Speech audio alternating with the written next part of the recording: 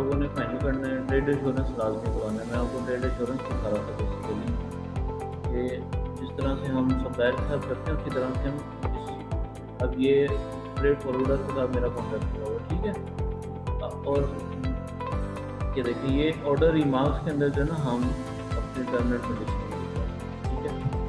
उसके अंदर मैंने लिखवाया हुआ कि ये मेरी टोटल क्वांटिटी है, ये प्रोडक्ट का मेरा ये एड्रेस है, इस एड्रेस पे इतने यूनिट जा रही हैं, इस एड्रेस पे जो टोटल कॉस्ट है ये इतनी है कि यूनिट कॉस्ट जो है वो इतनी है, इस एड्रेस पे इतने जाएंगे, इतनी हमने टोटल पे करने हैं पैसे, और इसके अलावा कोई भी चार्ज जो हमने पे करना है, ठीक है। तो इस तरह से हमने ट्रेड इंश्योरेंस कॉन्ट्रैक्ट रिप्लेस करवा के, ठीक है। और शिपिंग एड्रेस यहाँ पे उसने देखिए डाला हुआ है, और ये सारा कुछ इस तरह से हमने कॉन्ट्रैक्ट रिप्लेस करवा के पहले पे करना है, उसके बाद आपने इन्वेंट्री उठाने देंगे, ठीक है। Trade forward. अच्छा, जिस तरह से हम unit labels, unit item labels होते हैं, जिस तरह से आप वो डाउनलोड करते हैं काफ़ी अच्छे तरीके से शिपिंग लेबल्स मिलते हैं आपको, ठीक है। वो मैं आगे आपको शिपिंग प्लान और डमी लिस्टिंग वगैरह बनाना सीखूँगा उसमें, ठीक है। शिपिंग लेबल्स बेसिकली मिलते हैं, वो आपने अपने कार्टन के ऊपर लगाने हैं, वो एमेज़ॉन के वेबसाइट पर उसके ऊपर लिखा होता है क्या, उसके ऊपर आपको प्रोडक्ट की डिटेल लिखी होती है, बेसिकली आपको कार्टन की डिटेल लिखी होती है, ये किस जगह पे जा रहा है, इस कार्टन का वेट कितने, इस कार्टन में आइटम कितनी है, सारी डिटेल शिपिंग लेबल में।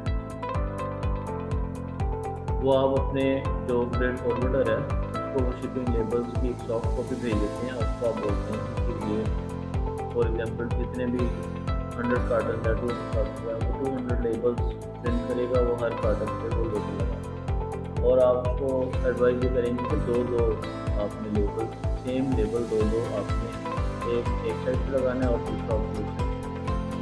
इसके अलावा आपने कार्टन के ऊपर ये लाजमी मेंशन करवाना होता है कि मेड इन चाइना है, और कुछ साइन होते हैं या हैंडल दिखते हैं, और इस तरह के कुछ क्वेश्चन होते हैं जो आप ऐड करेंगे प्रिंटेड कार्टन, वरना वो आपको बिल्कुल ब्लैंक कार्टन देंगे। ये आपने अपने सप्लायर को बोलना है। अच्छा, इसके अंदर ना एक और चीज़ भी होती है, वो ये होती है कि जो ट्रेड फॉरवर्डर है ना, वो जब आपका मेजर करता है वॉल्यूमेट्रिक वेट, ठीक है, वो मेजर किस तरह से करता है वॉल्यूमेट्रिक वेट। फॉर एग्जांपल आपकी डायमेंशन है 40 × 15, ठीक है कार्टन, तो वो क्या करेगा, तीनों को मल्टीप्लाई करेगा, डिवाइड बाई जो आपको फर्स्ट जो आपकी डायमेंशन है ना 40 है, उसको लेगा और उसको 4000 करके डिवाइड करेगा, ठीक है। अब देखिए एक कार्टन है, उसकी डायमेंशन है 40 × 50 × 60, ठीक है। ये बन गया आपका एक पीस, इसको आप डिवाइड कर देंगे 4000, वेट आ गया आपका 30 kg, ये आपका कार्टन का वेट आ गया, ठीक है, वॉल्यूमेट्रिक वेट। अब इसी तरीके से लेट से आपका कार्टन की डायमेंशन है 50 × 40 × 60, ठीक है, सेम है। इसको आप डिवाइड करेंगे क्योंकि 50 फर्स्ट डायमेंशन है, इसको 5000 से आप डिवाइड करेंगे, आपका वेट बनेगा 24, ठीक है। इसी तरीके से आप 60 × 50 × 40 करेंगे, तो डायमेंशन का हम मल्टीप्लाई करके ये होगा, डिवाइड बाय आप 6000 करेंगे,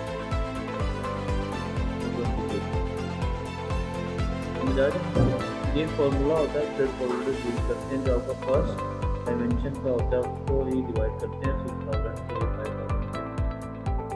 तो हमेशा मैं इसी वजह से आपको कह रहा था कि आपने 63.5 सेंटीमीटर जो आपका वेट है, जो डायमेंशन है बेसिकली, वो वही रखवानी चाहिए। एटलीस्ट हाइट आपने, लेंथ आपने 60 सेंटीमीटर, क्योंकि कंटेनर की ना लेंथ होती है और हाइट होती है, आप जितनी एयर उसके में छोड़ेंगे वो आपकी स्पेस आएगा।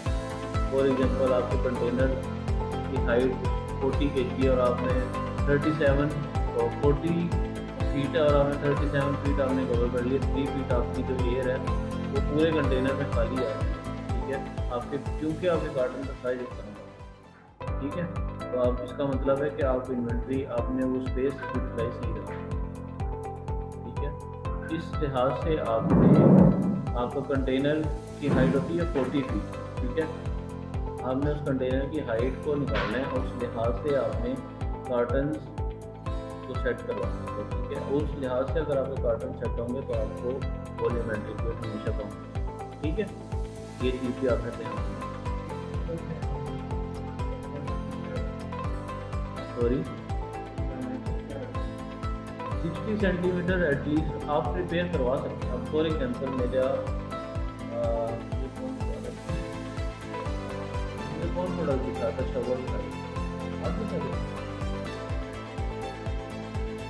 कुछ प्रोडक्ट मुझे वो शवर टाइप था, वो मुझे बता रहे थे कि वो उसके हैंडल अलग हो जाते हैं, डिटैच हो जाते हैं। अब वो प्रोडक्ट इस तरह का था कि वो कितने सेंटीमीटर का था, वो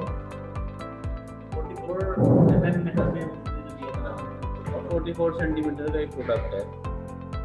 तो वो एक प्रोडक्ट ही आ सकता है आपका, ठीक है। वो 60 सेंटीमीटर का आप कार्टन बनाए, उसके अंदर 44 सेंटीमीटर का प्रोडक्ट डालेंगे, तो बाकी की जो आपके 16 सेंटीमीटर हैं वो ज़ाया हो रहे हैं और वो एक्स्ट्रा स्पेस लेगा, ठीक है।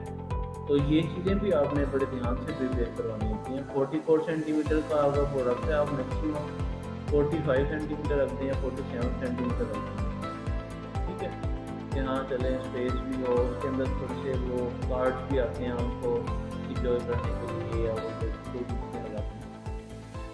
आप मैक्सिमम इस तरह से प्रिपेयर करेंगे।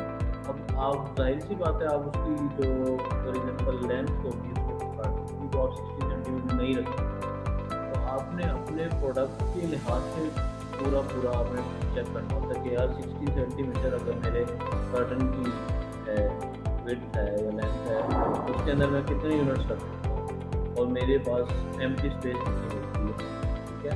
ये आपने अपने साइड डिस्कस करनी है, ठीक है। फॉर एग्जांपल आपका प्रोडक्ट इस तरह का है, उसकी हाइट ज़्यादा है तो उसकी विड्थ कम होगी, उसकी हाइट ज़्यादा होगी, ठीक है। वो फॉर एग्जांपल कोई बल्कि प्रोडक्ट है, बेसिकली कुछ चीज़ें होती हैं जो आपको उनकी कॉस्ट बहुत कम होती है, लेकिन जब आप उनको शुरू कर रहे हैं तो बहुत ज़्यादा होती है, ठीक है।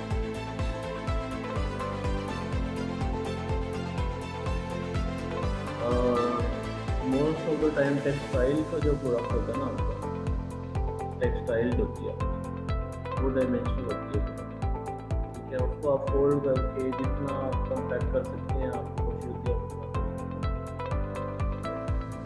लेकिन उसका स्टिल जो मोस्ट ऑफ द टाइम उसका डायमेंशनल वेट होता है वो सब क्रॉस होता है, ठीक है। तो ये चीज़ें होती हैं जब आप ट्रेड बेसिकली कर रहे होते हैं, सोर्स कर रहे होते हैं, हमने ये सारी चीज़ें हमने जहन में रखनी होती हैं और उस लिहाज से फिर आप कोई भी ऑर्डर प्लेस करें, ठीक है। मेरा ख्याल है इसके अलावा तो कुछ बहुत है नहीं कि मैं आपको बता सकता। तो कोई क्वेश्चन है तो वो पूछें। ये कंपेयर कर सकते हैं, बिल्कुल कर सकते हैं। पूरा जवाब यहाँ पे हमें सिर्फ लिखना है ट्रेड, देखिए यहाँ पे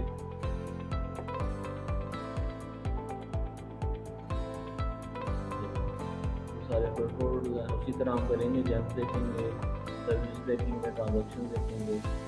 आप जाएंगे उसको कंपेयर करें, फिर निगोशिएट करें, सारों से कॉन्टैक्ट करें कि मैंने आप उन्हें बताएंगे आपकी ओपनिंग स्टेटमेंट। उनको आप टाइम से बचने के लिए आप क्या करेंगे, एक मैसेज प्रिपेयर करते हैं, उनको बताते हैं total number of units, total number of carton, carton का वेट, कार्टन का size, shift from address, shift to order, ठीक है। और जो टारगेटेड डेट है वो लिखें, वो एक मैसेज प्रिपेयर करें और उस सारों को भेजें। जो आपको रिप्लाई करता है, जो अच्छा एंगेज करता है आपको,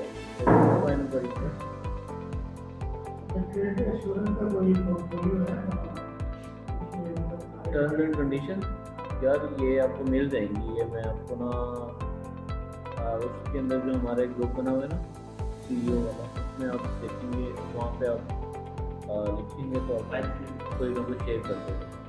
हम यूज़ करते हैं, वो एक दो लोगों ने बनाई हुई है, वही हम एडिट करके अपने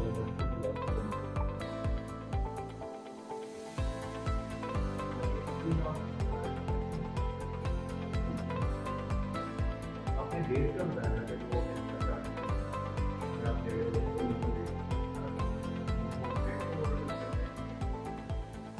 अगर आप लेट हो गए मतलब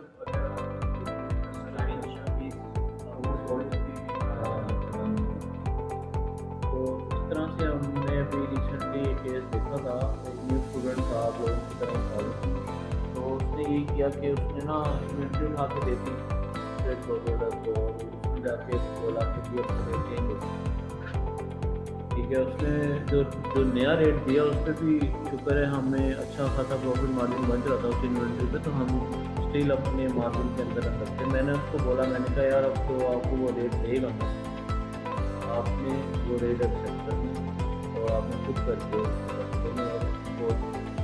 उससे आपने बेसिकली रिक्वेस्ट करनी है कि भाई प्लीज़ मेरी इन्वेंट्री साइज काम तो पूरी चाहिए, ठीक है।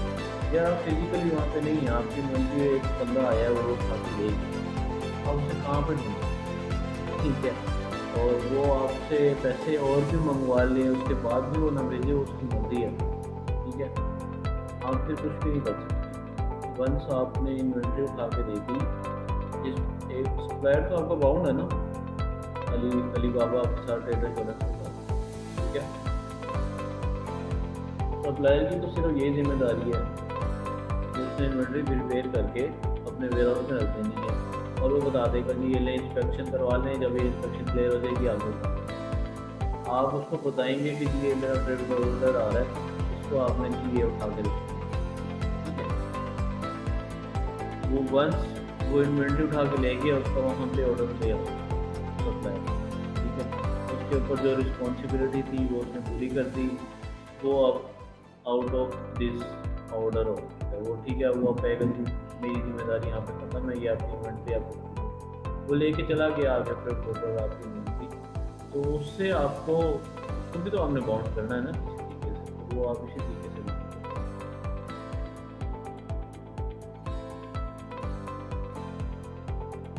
तो कोशिश यही क्या करें कि उसको मतलब पहली बात तो यही है कि जी आपने चांस ही नहीं लेना ना, ये आप लिख लें, आपने ट्रेड फॉरवर्डर को जो मर्जी हो पहले आपने उसको ट्रेड एश्योरेंस जब तक पे नहीं हुआ ना आपने ये आपने नौबत ही नहीं,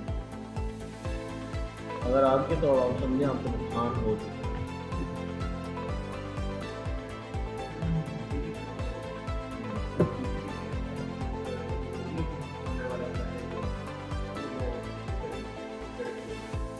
यार लाजमी नहीं होता है, कुछ मांगते हैं कुछ लोग नहीं मांगते हैं, क्योंकि हम डीडीपी ले ही इसी वजह से ले होते हैं कि हमारे पास नहीं होता है, नहीं बैठ होता है। मकसद भी तो यही होता है ना, हम डीडीपी ले ही तब ले होते हैं जब हमारे पास ये फैसिलिटीज़ अगर हमारे पास हो तो हम आगे खुद ना क्लियर करवा रहे हैं अपने साथ, हमें एक पता ही चाहिए ना। इस तरह की सर्विसेज वहाँ पे भी बहुत सारे लोग देते हैं जो आपको आप अपनी डिटेल्स में आपको क्लियर करवा देंगे। PORI नंबर चाहिए होता है सिर्फ आपको, ठीक है।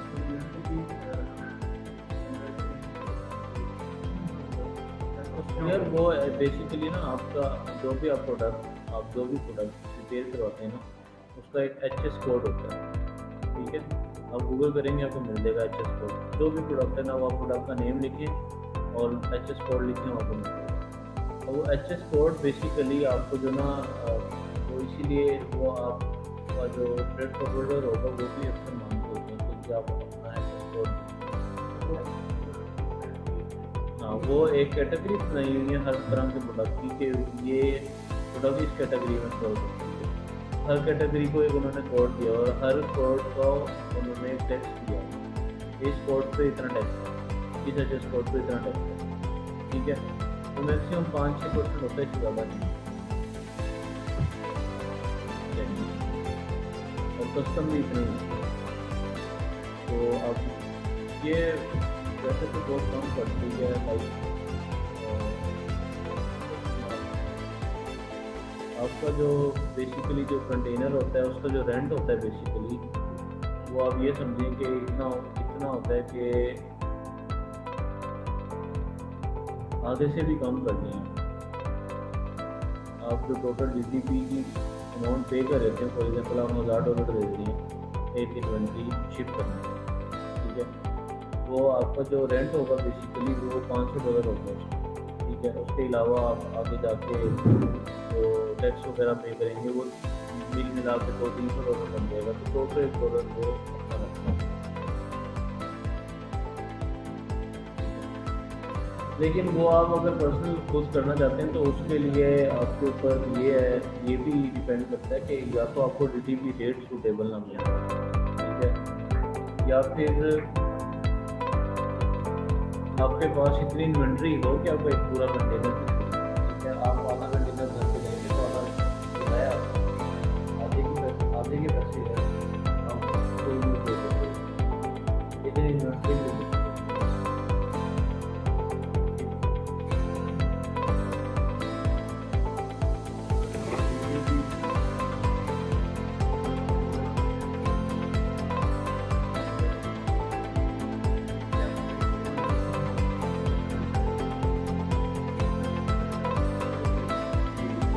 इन्वेंट्री कम जा रही होगी उसका रेट ज़्यादा होगा, इन्वेंट्री ज़्यादा जा रही होगी उसका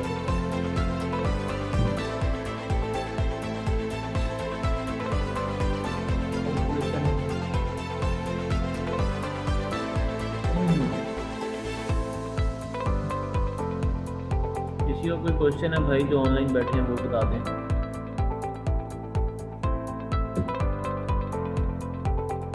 नहीं है तो फिर हम सेशन एंड करते हैं।